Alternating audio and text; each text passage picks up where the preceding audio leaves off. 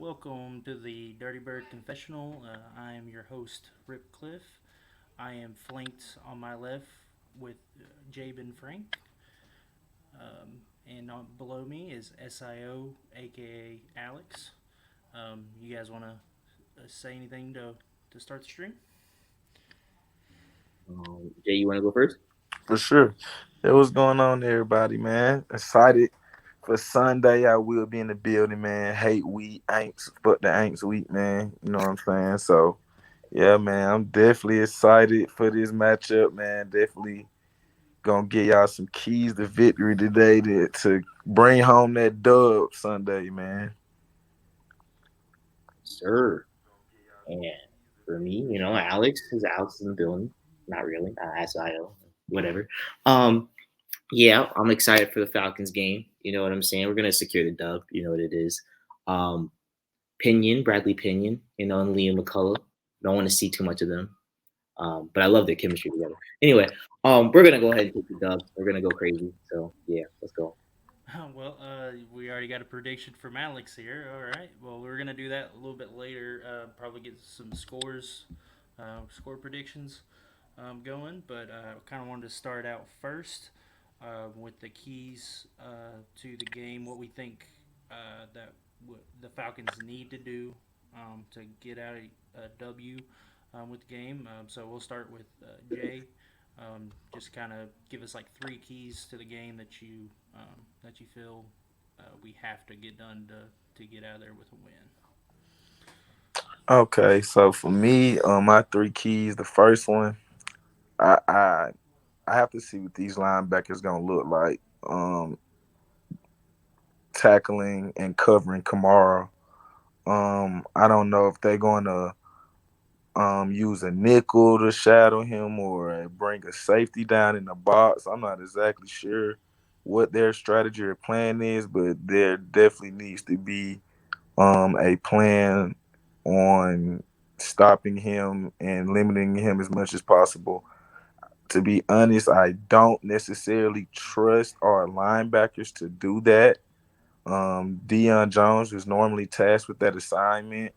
As much as his performance has not been exceptional the past year or so, couple years, he still is very good in that role and though with guarding those scat back running backs and covering them and being able to tackle in the open field and things like that. So I'm interested to see how we're going to attack that matchup, and I'm interested to see how the game plan is going to be from that perspective. Secondly, I think we have to be in third in manageable situations. So, and when I mean manageable, I mean like I believe we should be able to run a read option to get a first down if like that play should be available in the playbook for most of the third downs in this game. If we have to go 4 or 5 wide, drop back 35 times on third and longs, I don't think that we can't do it. I just have to see it. And yeah, we have better weapons this year, and we possibly very could do it. But I would rather see us dominate the line of scrimmage by staying in manageable um, third downs. Third down conversions is going to be very key Yeah, because it's going to be a ground and pound physical football game. right. Yeah, definitely. I think trench play is going to be a big key to the game. And obviously, with Dion out, like who's going to take that role over? Is it going to be Michael Walker, or is it going to be, you know, one of the guys like Anderson? Or I don't really think Anderson will be, but possibly Landman. We'll see what we have there. And yeah, definitely we gotta win in the trenches and stop the run game for sure. How are you? What do you think, Alex? What would you like to add? Yeah, I think the first key to victory is to run the ball and to be very effective when running the ball. Statistically speaking, the Saints run a lot of too high coverages, or at least they did last year. And I think that with uh, replacing Marcus Williams with Marcus May. They're just further going into that too high safety shell. So I think being able to run the ball, whether it's heavy set or shotgun or whatever, making sure that we're very good at executing our blocks, maybe leaving the backside open, but just making sure that everyone understands their role. Everyone's really good at reach blocking, or at least sufficeable in order to create holes and stuff like that. The second thing I'd probably say is um, in third and shorts or third and long situations, I would recommend probably doing bunch scenarios, like running more bunch formations, um, just because they play a lot of man coverage and they might be more susceptible to blitzing. And if they do blitz us, I think bunch formations would buy us a lot more time, able to get us, not into like press man situations, which just muddies up timing. So I think situations like that could help us get first downs and things of that nature. And then on defense, I think that trying our best to maintain two high safety shells without, while stopping the run is going to be key for us. I saw that we ran a lot of quarters in the preseason, or a decent bit. So I hope that we keep that same energy, and I hope that our D line just stays strong. And that's Right. like, So your take is that we're gonna do a lot of like bunch and maybe some misdirection play action to kind of mitigate the pass rush, maybe some quick passing game to get the ball out of Marcus Mariota's hands quickly so that he's not gonna struggle with pressure. Is that for your offense, and then for defense, you think we pretty much have to, again, as Jay was saying, probably winning up front in the trenches in our front seven, so we can put more people into coverage to contend with the receivers. yep, All yep. right. Yeah, I mean, I agree with that totally. Another thing, like I was seeing, I didn't see all of the Saints preseason, but I did kind of check in on some of their games. Um, I saw them. They were the front. The starting defense was really good at getting downhill and stopping like short intermediate things. So, like the run game or a short pass game. This was against the Texans, so how much can you take from that? But in the preseason, but I did see like Paulson and Dabo. Like he's going to be a problem. I think they had a number 40. I think his name was Hanson. I saw he made a couple plays that was pretty good. I don't know if he's still on the team. I don't follow him that closely, but I did see a few of those things. Like, so I think that they're gonna try to choke us with the short game. Like they're gonna go in thinking that we're gonna be doing that, getting the ball out of their hands. So I feel like we need people like Pitts and Drake London to kind of stretch the field. Maybe Oz stretch the field a little bit to at least make them respect the deep ball. It doesn't necessarily have to be that we have to be like doing that all game or anything. We just need to have enough plays to where they can't just key in and just rush, blitz and try to stuff the run, because that's not going to help our offensive line at any point if we can't stretch the field a little bit and they start bringing people down in the box and playing that. So that is definitely the key. And I did want to bring up, meant to bring it up at the beginning of the stream, but I am on my YouTube channel. I'm going to be doing a film breakdown of this game. I'm probably going to pick about 6 plays to really go into depth with and dive into it. So it's the same. My YouTube channel is the same name, the Dirty Bird Confessional on YouTube. I was gonna go live on that, but I digress with YouTube uh, kind of keeping me from being great, Um, but yeah, so if you guys want to go over and subscribe to that, that should be coming out about Monday, Tuesday, depending on when they get the all 22 up on Sunday and how much time I have to do some editing and because I want to make a pretty good video for you guys. Like I said, it's probably going to be about 28 to 30 minutes, probably, because I'm going to really go into detail on the plays that I do cover. Um, I kind of wanted to transition a little bit to the quarterbacks, like because my thinking is like I don't know what Jameis Winston we're gonna get on Sunday. Um, and so I just wanted to kind of get your guys' thoughts on the QBs, both Mariota and Jameis, since it's kind of a new territory. I know Jameis was there last year, but we didn't play him last year. So what are your guys' thoughts on that? Yeah, that was the perfect segue, man. Because I was just thinking and wanted to get into that. Because this is my thing. Um, I'm James gonna have to show me. I don't mind. I'm not scared. I think with our improved secondary, I think our secondary is much improved. I'm not scared of any of their receivers. Maybe Olave because of his speed. But Jarvis Landry is a 4.6. Michael Thomas is one elite route. Like I feel like that the MPs has the armor in the secondary to dial up disguised pressures. Confuse Jameis, mix the coverages up, disguise coverages, bring pressure, and get him second guessing and get him making bad decisions.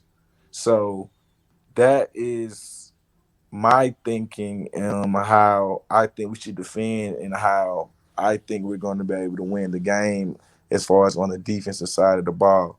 Now with Mariota, like I said before, I do, contrary to popular belief, I do believe Mariota can throw the football 35, 40 times and win football games. But with him being rusty, and not necessarily rusty, but just not having that game experience the last couple years, I don't want to see him come out and do that on this game. I want to see him throw the ball less than 25 times, no more than 30. Mm-hmm. And I want to see him give me 50 yards rushing as well. That's going to be the key to us being able to move the chains, be able to dominate. Um, Not necessarily the line of scrimmage, but the rushing category, so to speak. And I just think that's how I'm looking at the two QBs and what I hope to see and what I'm kind of expecting to see. Yeah, you brought up a good point about Jameis. I really think that Dean Pease is going to be kind of the defense coordinator that you want to go up against the Jameis Winston because, like you said, if he can get us to disguise our coverage and send some blitzes to make him uncomfortable, that's a lot of times when you see Jameis Winston give a he could give us a couple of gifts, and that's going to Hmm. really because in a game that you feel like is probably going to be close and come down to the wire, one or two turnovers is going to make a big difference. And on the other side, you were talking about it's kind of the same side of a different the same different side of the same coin. Um, Marcus Mariota, you kind of want to limit you want to get that run game going so that Mariota doesn't have the pressure of throwing it 35 times a game, and and possibly causing a turnover or getting hurt or number of things. But the good thing with him too is he adds the dynamic with his legs, so that we even if we can't maybe get it in the traditional run sense, they have to respect his running ability. Um, I'm not for the whole mobile quarterback is the greatest or anything, but if he can throw it well and he can run it, that's a very good tool to have. So, what are your thoughts, Alex? So I guess we'll start off with Jameis Winston. Um, well, I'm sure everyone knows Jameis Winston has an insane arm. A really really good arm. So on play action passes, the bomb, the deep clear out route with Chris Olave is something to still be, you know, like respectable about because he can hit it and will hit it if it's open. Um, and everything else pertaining to Jameis Winston, I think I'd probably just quote with Ease. EMPs had mentioned about Jameis Winston that he's improved in terms of him reading coverages, which I agree with.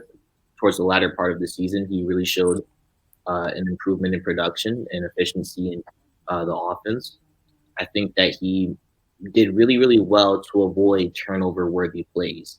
And he did that mainly with his feet.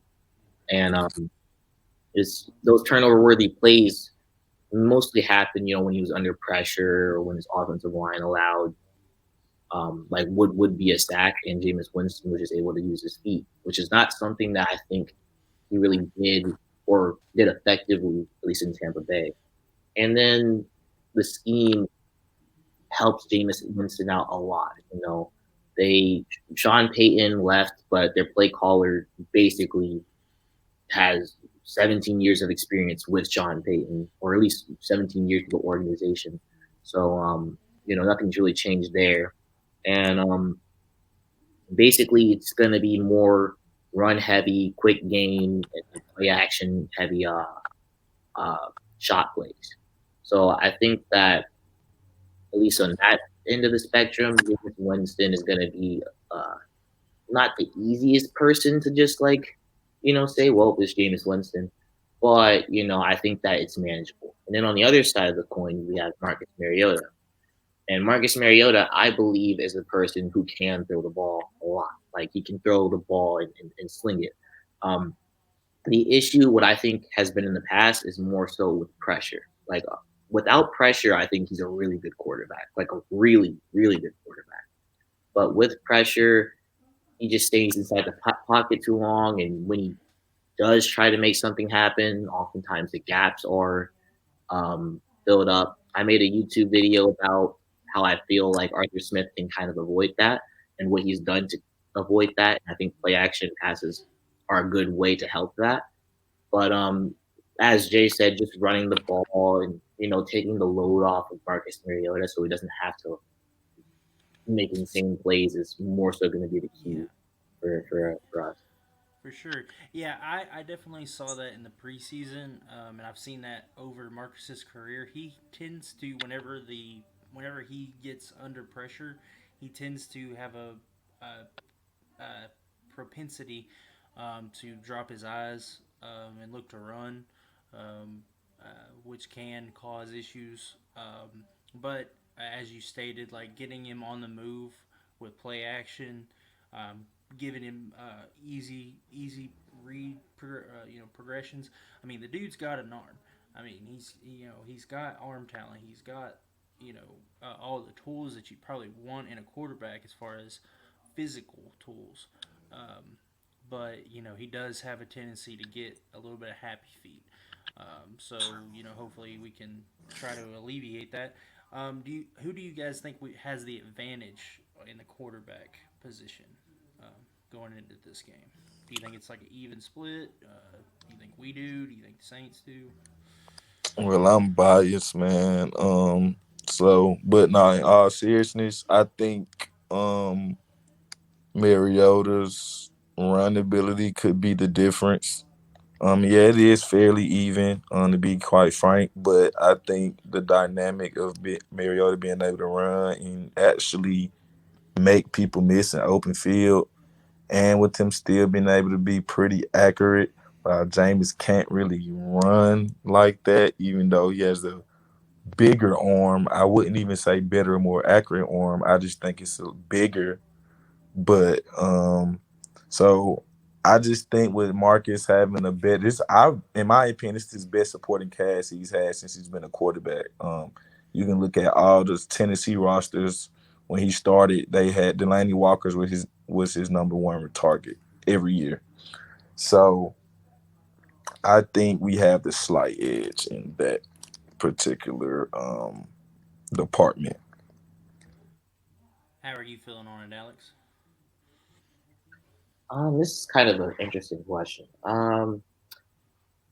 In terms of advantage, I think that Marcus Mariota could have a more or a helpful advantage because he has the play caller that he had in his 2018 season, 2018 season. and the supporting cast, or at least the theme of the supporting cast, at least in terms of receivers, are basically the same. They have big receivers that Mm. can catch that, or they're physical at the catch point. Um, I guess my worry is kind of interesting. Like, it's just how he would fare, against press man versus the blitz. But I think I had also talked about that in my YouTube video. I think that just chipping, helps a lot, and you know, trying to limit outside pressure as much as possible, considering that he takes an extra step on his drop. I think that that would probably serve him well, and he has an arm. It's maybe not as large as Jameis Winston, but he does have an arm that stretches the field vertically, and I think that ultimately he has a cast that he's familiar with, or at least has some type of familiar. You get the point. He has some type of chemistry with. So I think that he's primed to, explode in a good way. Yeah, I think if I was to pick which quarterback that I would want, I would probably say Mariota. Injuries aside, I think that he's a much more consistent passer, um, accuracy wise. Um, like I said, he does have the pocket issues that but you can kind of alleviate that a little bit with some play action. And he's not. It's not like he can't throw from the pocket. It's just that sometimes whenever he gets pressured and things like that, he tends to drop his eyes and not hang in there and make those tough throws under pressure sometimes. Um, but I think that Arthur Smith, knowing Marcus is going to help. Get he's gonna get him in favorable situations to to alleviate a lot of those issues. Especially in the next thing we're gonna talk about is the trench play because I think that that's really something that we should dive into as far as this game is concerned. But yeah, I think that we have. I don't think it's like a huge advantage, but I think overall, Mariota he's going to protect the ball better um, in general. And as you were mentioning, we have the receivers too that kind of complement him. That are kind of big contested catch. He likes his tight ends, so I'm expecting Pitts to have a pretty good day tomorrow or Sunday. Um, so we'll see. But yeah, I wanted to transition over to the trench play because I think that's where this game's going to be won and lost. In my mind, you guys might feel the same way, but I think most games in general are won and lost in the trenches, and I think this is a very good test for where we're at in the trenches because I think that the Saints have both a good defense and offensive line that's going to test our where we're at as a team. So whoever wants to start on that one. So I think, to be quite honest with you, the Saints do have a pretty solid offensive line. I think with their injuries that they've had over the course of the off season, we could potentially exploit that, especially with the experience of Dean Pease just using certain stunts, maybe sending an extra guy to get one on ones. Um, I think we could potentially exploit the inexperience of a couple of those players that's going to be out there. On the For the offensive line standpoint, I do believe we will have our hands full. I just think the difference will be Mariota's mobility. I think it could be similar scenarios where we're getting pressure and they're getting pressure as well, but Mariota can skate on those plays a little more efficiently than Jameis can. That will take our D linemen and our linebackers to make plays. So there we have some unproven guys in certain areas, but one thing I've noticed, and if you really look at the film last year, Dean Pease puts you in position to make plays. It's on you whether you're going to make the play or not. So I feel like if we make our plays that we should make, I think it'll be pretty even. I think we'll get pressure. They'll get pressure as well, but I think we'll be able to evade the pressure more due to the mobility at the quarterback position. Hmm. An interesting take. What are you thinking, Alex? Yeah. I think. Well, I guess I'll start with the offensive line. Um, I think that for the most part, most people don't really have any qualms about most of the matchups, except for Cam Jordan and Caleb McGarry. And for that, I actually have a point that I want to make about that, but I wouldn't be I won't be too worried about that. I think well, one of the bases of Caleb McGarry's technique is to kind of you know shake the defender's hand first, so to speak. So kind of almost playing every snap like it's a jump set, but not really. Um, and I think one of his flaws is maybe opening the gate too early, so allowing inside counter moves and stuff. A lot of he has a good anchor, but it almost seems like he doesn't because oftentimes you'll see him get pushed and he'll allow pressure, but I think it's just a habit of his technique. Mm-hmm. Um, and one interesting point that I'll make, which isn't too relevant, in his kick set, it'll look like he's slow, like physically, Mm-hmm. but he's not. And it kind of shows up when he defends speed rushes. Like Yeah, he'll look slow, but he doesn't really allow like yeah, sacks unless that yeah. person's really That's a good point on McGarry. It's not that he's not quick out of his stance. He takes a very shallow kick. Like right. he kicks very shallow, and so what ends up happening is when he goes up against speed, you have to get to your. If you're gonna go up against a speed rusher, you have to get to your spot, and the way that you get to your spot is like a lot of people think like you have to step way at, like you're stepping out. No, you're stepping back, and you're wanting to get depth. So you're not one. You're. I'll go over that in my breakdown too, talking about the offensive line. Hopefully, we see some good offensive line play. But uh, yeah, that is a very good point. And you brought up too, like his punches. You know, sometimes he has a tendency to miss his punches and kind of lunge and lean, which kind of mitigates its power. Um, Sorry, I didn't mean to take that over for you. You can finish, but I just wanted to kind of add to that because that's definitely a good point. Yeah. Yeah, he has like a few problems, and honestly, Caleb McGarry kind of honestly deserves his own video, so I'll try to keep it short. But I would I wouldn't be too worried. I mean, Cam Jordan, I isn't really his ideal matchup. I know that this sounds kind of crazy, but a guy like Brian Burns or maybe Hassan Reddick is more his speed, even though it looks like he doesn't handle speed rush as well. He just doesn't actually allow pressure unless that guy is a freak of an athlete.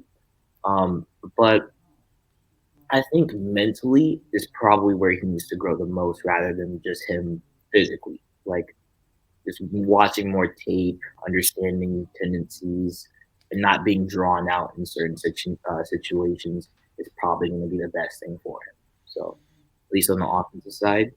And on the defensive side, I mean, I hope to the Lord that when we have our run formations, that Abdullah Anderson sees the field. I pray. I will go to sleep and dream about that. But if he doesn't, I mean, hopefully whoever's there at end, maybe TQ, hopefully he is really good in his role. In regards to pass rush, I would Grady Jarrett has a really good matchup on Andrews Pete, so I'm looking forward to that.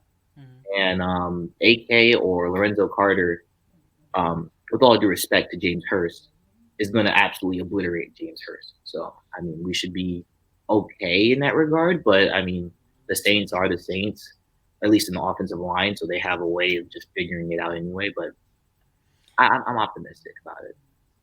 Yeah, what I am looking forward to seeing is how much we use our interior guys. Like Rush is obviously going to play quite a bit this game, but Abdullah Anderson. I mean, we loved him. Well, all of us loved him in the preseason, and now he's back with the team. Is he on the practice squad or is he on the active? He on the active He's roster. on the active. Yes, he is. So he's So going to be active. Yeah, I just had to double check that real quick in my head. Um, but yeah, I think that like especially when you're talking about like you're wanting to put pressure on Jameis, you're gonna have to stop Kamara. And the way that you stop Kamara is to fill up those run lanes. And the way you do that is with guys like Anthony Rush and Abdullah Anderson clogging up.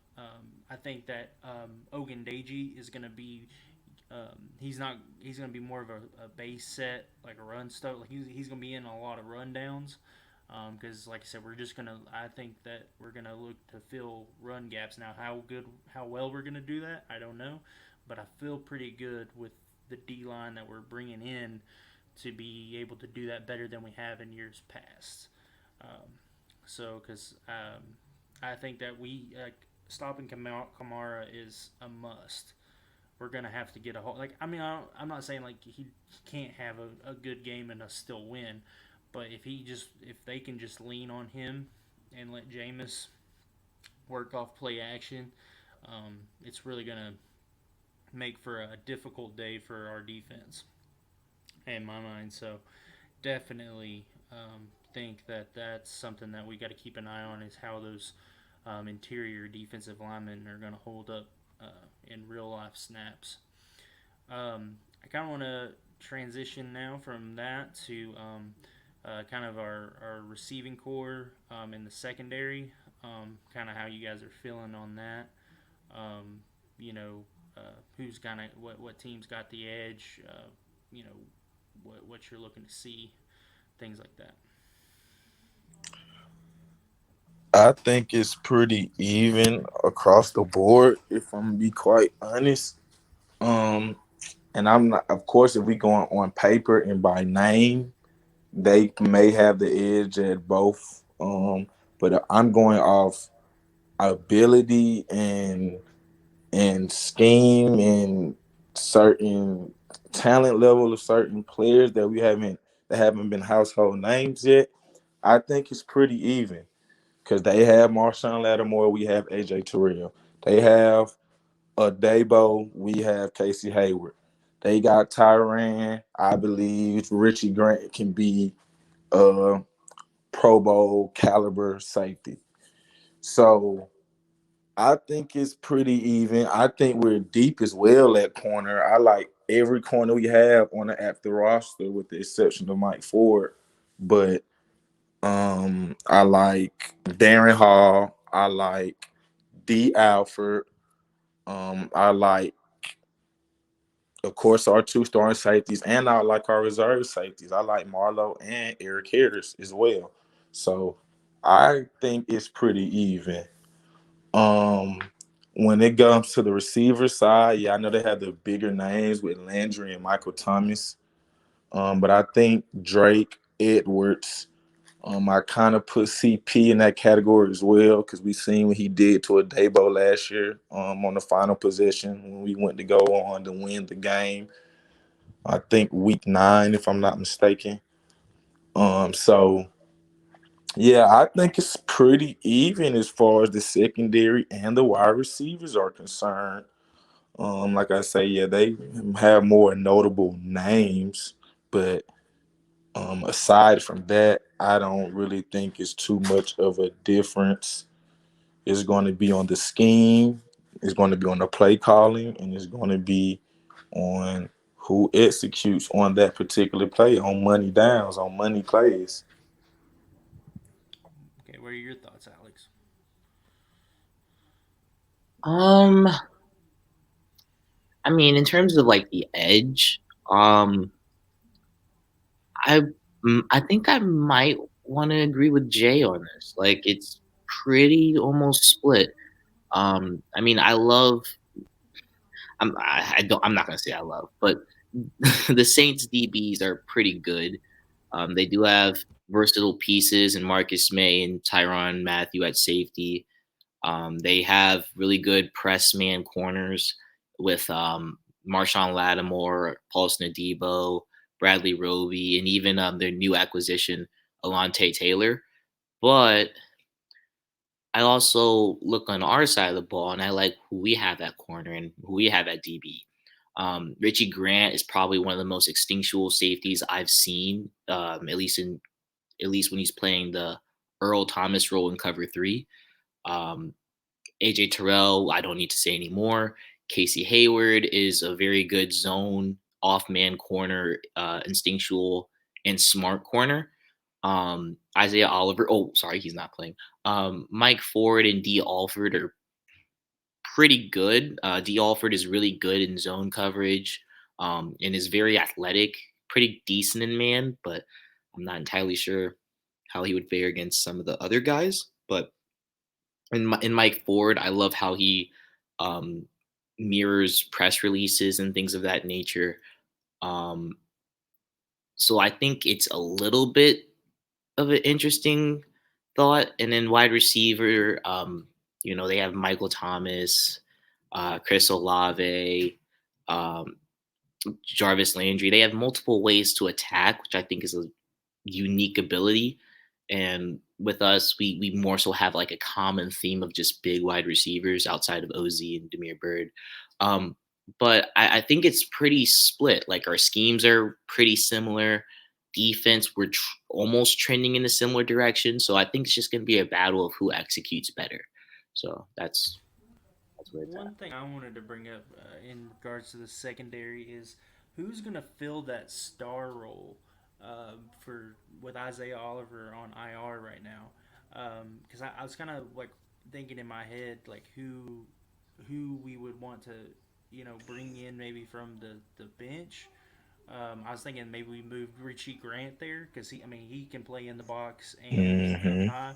Well, but does Dean Pease want to move him from the safety role to play that role and like put like a Dean Marlowe in at safety, or does he want to put Dean Marlowe at the star position? I don't think D Alford like fits that mold. He's more of Yep. like a true nickel guy, Yep. which is we need that too. But like, who do you guys think is going to fill that role? Like, if you had to pick. Well, for me, I think me personally, I agree with you. I think Richie Grant probably would be the guy, but I also wouldn't count Eric Harris filling that role either. We seen it last year. In spurts, I thought he did pretty okay in that role. He was great against the run. He was covering the tight ends and covering, his zone pretty well. So I think it's going to be a combination of those two. I would be very disappointed if I see Mike Ford out there in the star role. I'm just going to be honest. I'm not going to like that. I do think it's possible that they do that. But I'm hoping that it's either Richie or Eric Harris. Even Dean Marlowe is fine as well. I like him too.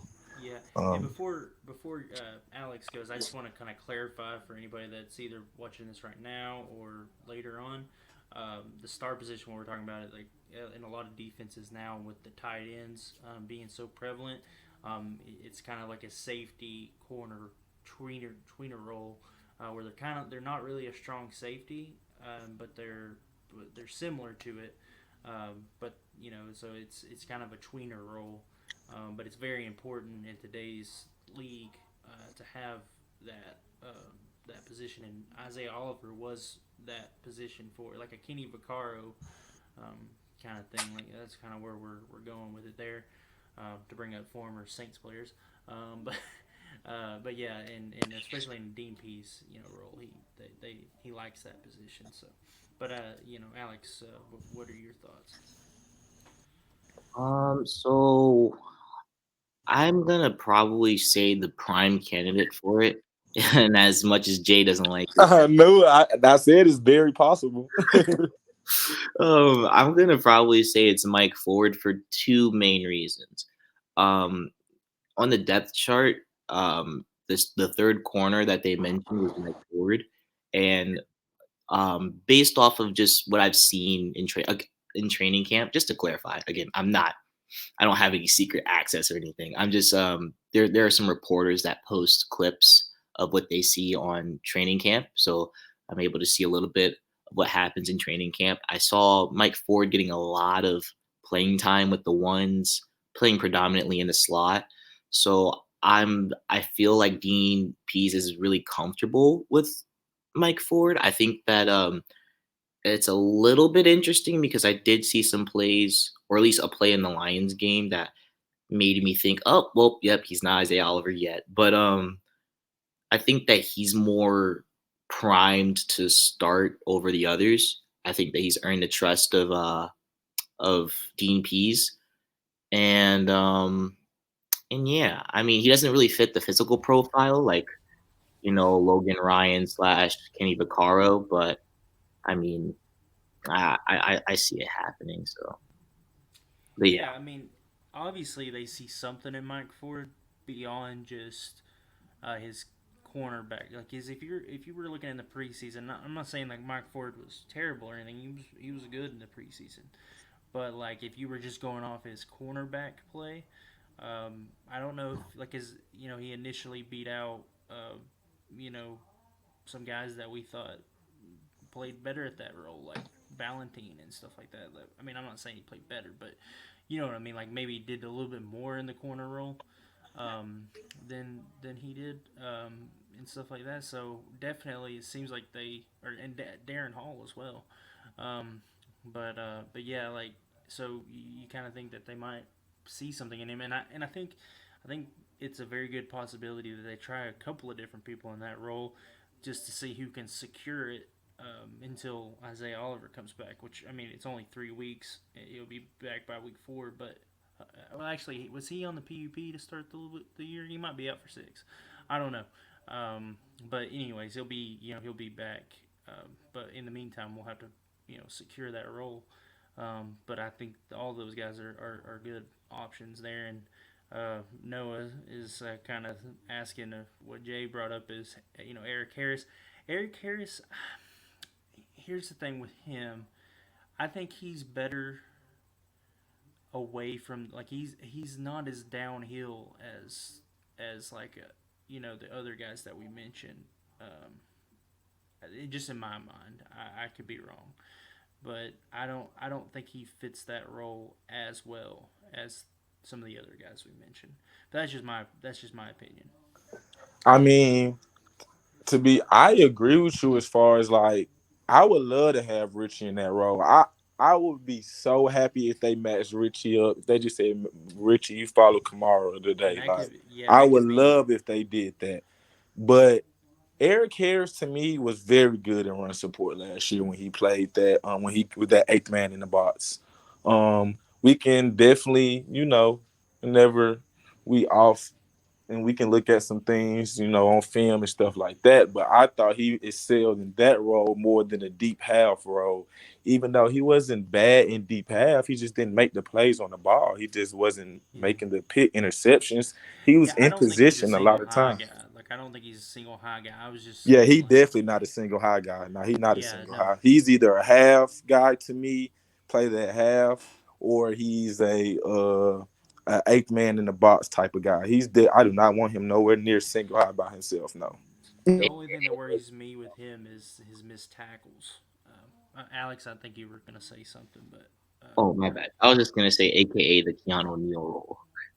yeah, yeah. So, yeah, the only thing I worry about Eric Harris really is like his missed tackles are really poor, and like you have to be a secure tackler in that role. That's your main thing. Um, but yeah, I think all of those are possibilities for sure. But I wanted to transition to our final topic before we get into predictions. Coaching. Like, who do you think has the edge on that? Why do you think that? What do you expect to see from both teams? I think we have the advantage in coaching just due to the fact that they have a first year. not he's not the first year head coach, but this is his first year coaching them as the head coach. Sean Payton, those are huge shoes to fill. He was a top 3 play caller in this league. And I think us Falcons fans know more than any other team. You can run the exact same plays and get totally different results if you don't call plays the right way and set up plays the right way.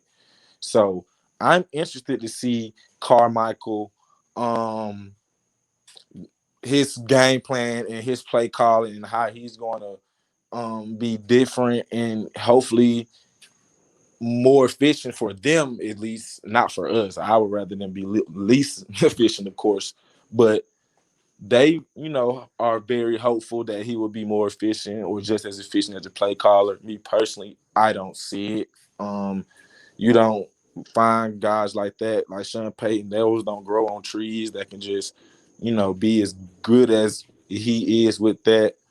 I also think Arthur Smith is maybe a tier behind Sean Payton as a play caller, and I think he can be in the same tier if he proves himself this year. Um, I like how he's deceptive. I like how he, put them big formations in, then throw out of them, or he'll spread you out and then run. He'll motion here to see what coverage you in. He'll motion there to see to get the matchup he wants. So I love that about Arthur. I think he has and with him being able to expand his playbook this year, I think the offensive line was so bad, to be honest, last year. I don't think he trusted like half of his playbook. I think a lot of his playbook was just get the ball out these hands, run the football. Let's not have our O-line pass blocking. So I think he's going to open it up a lot more this year, especially with the element of a mobile quarterback. So I think he will have an opportunity to stake his claim as a top 5 play caller in the league this year. When it comes to the defensive side of the ball, I believe that Dean Pease, come on, man, he has 50 years of coaching experience. Yeah, Dennis Allen is a pretty good defensive coach or whatnot. But I feel like for the most part, he inherited that talent on the team and he just didn't mess it up. I don't think he's a game breaker or game changing defensive guy. Um, I just believe Pease with his hands on and his experience and situational awareness and being able to just have little nuances that you can only get with experience.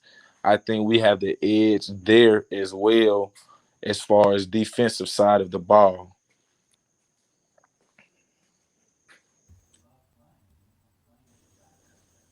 Where are you at with it, Alex? Um, so I don't know. I guess I'll just kind of say my thoughts. Um, in terms of defensive coaching, um, I think that honestly, I don't really think that there's a whole bunch of a difference really in coaching. I think it's more so the personnel that does it. Like I'm sure that um, Dean Pease and Dennis Allen would have similar playbooks. If not, Dean Pease would probably have to have the better of it. Provided that we had, aka the big name talents. But I think Dennis Allen has a really good vision for his defense, and he has the personnel that fits it. In terms of the offense, Carmichael has basically been with the team for 17 years. So the offense isn't changing. Um, that's basically all I have to say about the Saints. As it pertains to the Falcons, Arthur Smith, kind of what Jay said, I would say that he might be like a 1 or 2 depending on how you rank the offensive coordinators in this league. I'd probably say he's a tier, maybe 2, below Sean Payton, Kyle Shanahan, Sean McVay, the innovators, as you could say. Um, but yeah, like in the run game, his calls are basically 9 out of 10, like amazing. Like I have no real regards or no real qualms about that. Play action is amazing. Quick game is pretty good. deep passing game is where we start to get a tad bit iffy. Like it's not bad because we have like a few plays that I'm confident in, like the read the squeeze plays, um, like a few levels combinations. There are like some smash concepts or spot concepts that I like. But then there are just some plays that I'm like, what are we calling here? Like we don't have that type of talent at wide receiver. Um, and those plays I would like just for like a little bit more like thought, I guess. Like I'd rather us run more dagger stuff than just like, expecting Tajay Sharp to beat Marshawn Lattimore on an out route versus match quarters. But um, other than like on that side of the ball, I think we're fine. Dean Pease is very adaptable. He can run all man. He can run mostly zone. He can blitz a lot. He can run quarters. He can run cover three, cover two, whatever you want. He can do it. So I have no regards there. And as it pertains to Carmichael and Sean Payton, their scheme is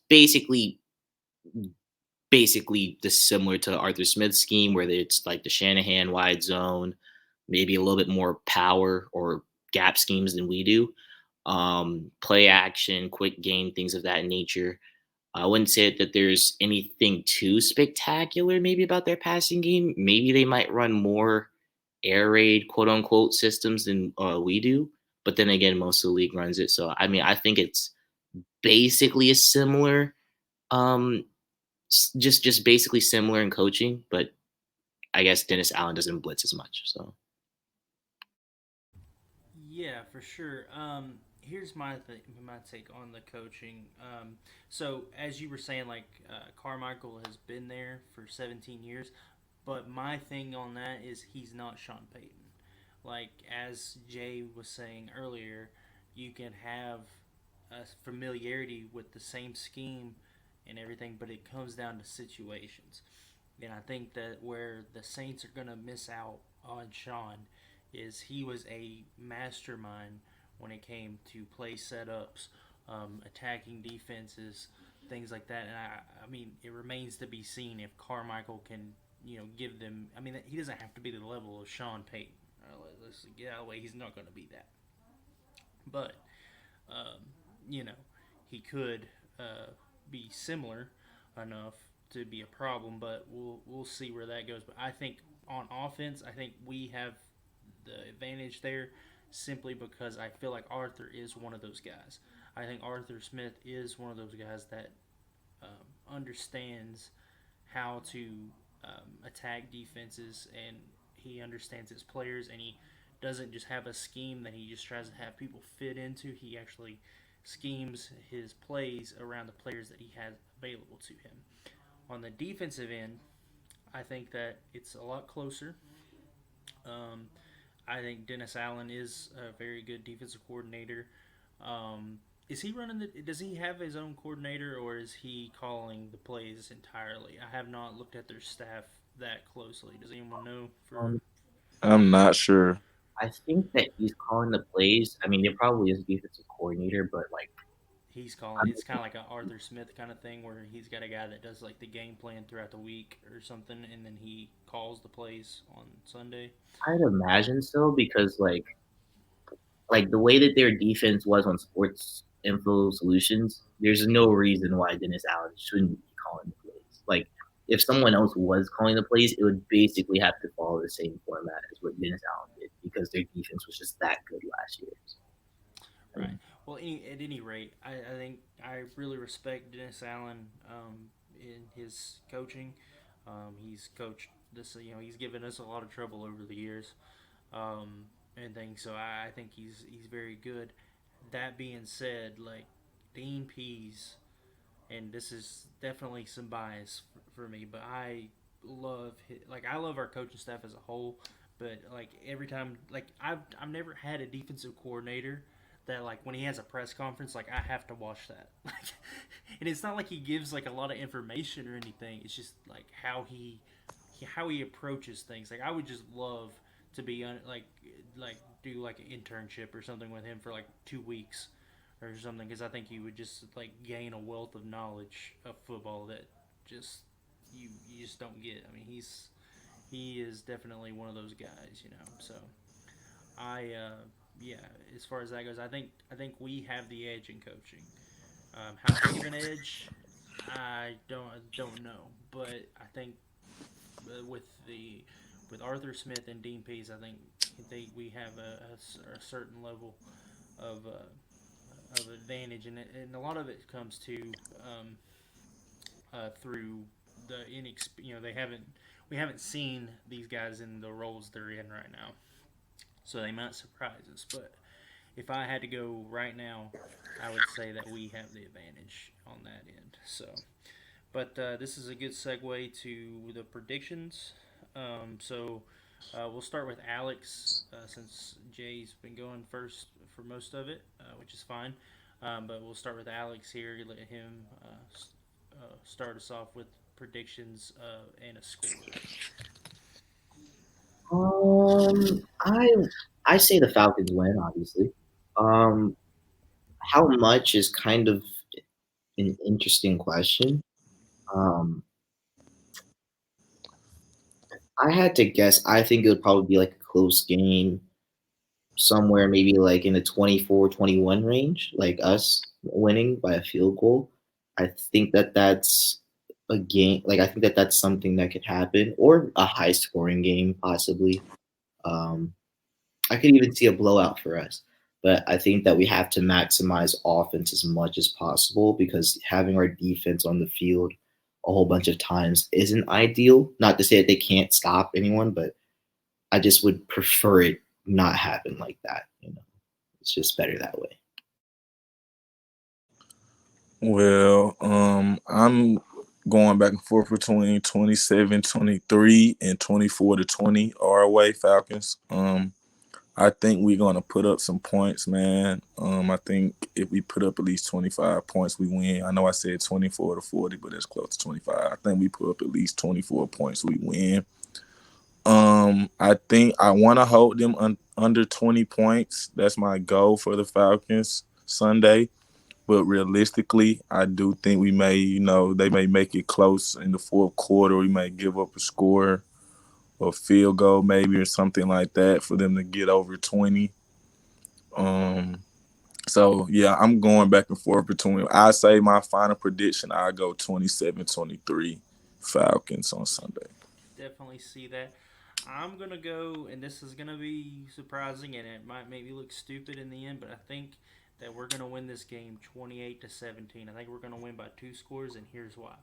I think that we're gonna get a couple of turn. We're gonna get Jameis Winston at least once on a turnover, because I think that Dean Pease, he's gonna be able to dial up some defenses that are gonna confuse Jameis, and I think that it's gonna be close for I think it'll be close for most of the game, but I think somewhere in that third quarter range, we're going to get a turnover, and I think that we're going to capitalize on that.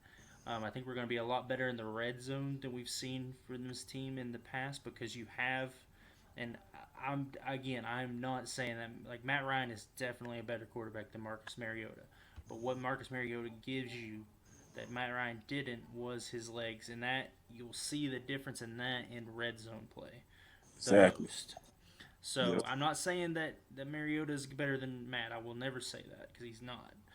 But and I'm not saying that Matt Ryan was horrible in the red zone, but he did have some limitations that Mariota doesn't have that benefit you in the red zone. Plus, we have better receivers than we had last year, and we have Drake London and Kyle Pitts. So like a lot of times, like the guys, like the bigger guys, especially if you only have one of them, like we saw this with Julio, he didn't get open in the red zone a lot because defenses could key in on him. But now you have two or three guys that have size and strength, so you can really take advantage of that. I'm not saying just throw it up, do 50-50 balls, but I think that they're and it's not really their size that's going to be a big difference as much as it is going to be their strength off the line. They're going to be able to bully these corners in these short yardage situations. And if Mariota decides to run, then you have a lot of blockers in front of him You got him on the move and play action, things like that, and it's going to help the run game as well. Having him out there, so I think we're going to be a lot better in the red zone. 28-17 final score. Falcons take the dub, and put some people on notice that have made some pretty shady predictions for us being like the worst roster and things like that. We're going to show that we're not that. So, Yes, sir. um, but I think that's a good way to close out the show. I'll give you guys some final thoughts here in a minute, but I just wanted to really say like thank you guys for joining. And everything. And I know that we didn't have a lot of people watching live, but hopefully some people will check this out later. And if you do, thank you for checking it out. And like I said, I will be doing a film breakdown um, on my YouTube channel, same name, Dirty Bird Confessional. And and so if you guys want to go check that channel out, like I said, that'll be about Monday, Tuesday, depending on how quickly I can edit a video and make it to where I like it enough to post it. So, um, but what are your guys' closing thoughts?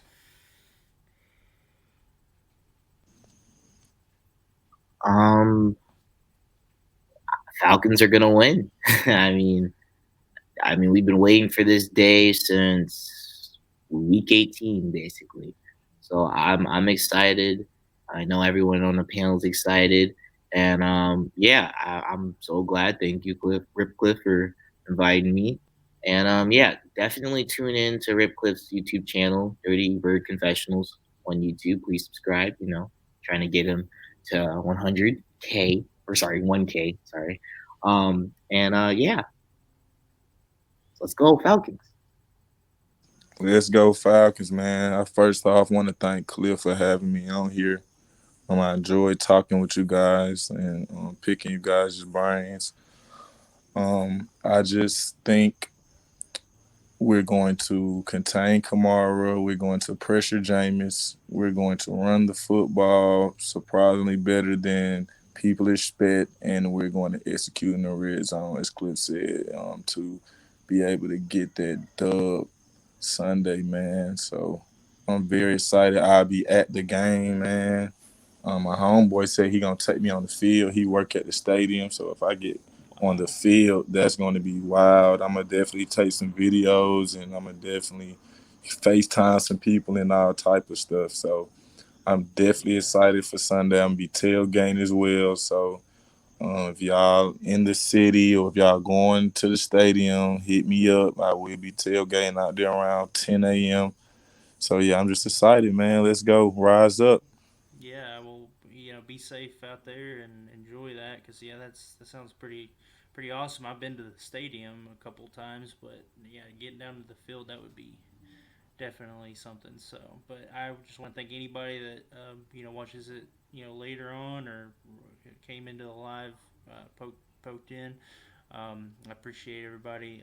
Like I said, we're looking to do more of these, but I appreciate everybody and rise up and let's get this dub. Rise up.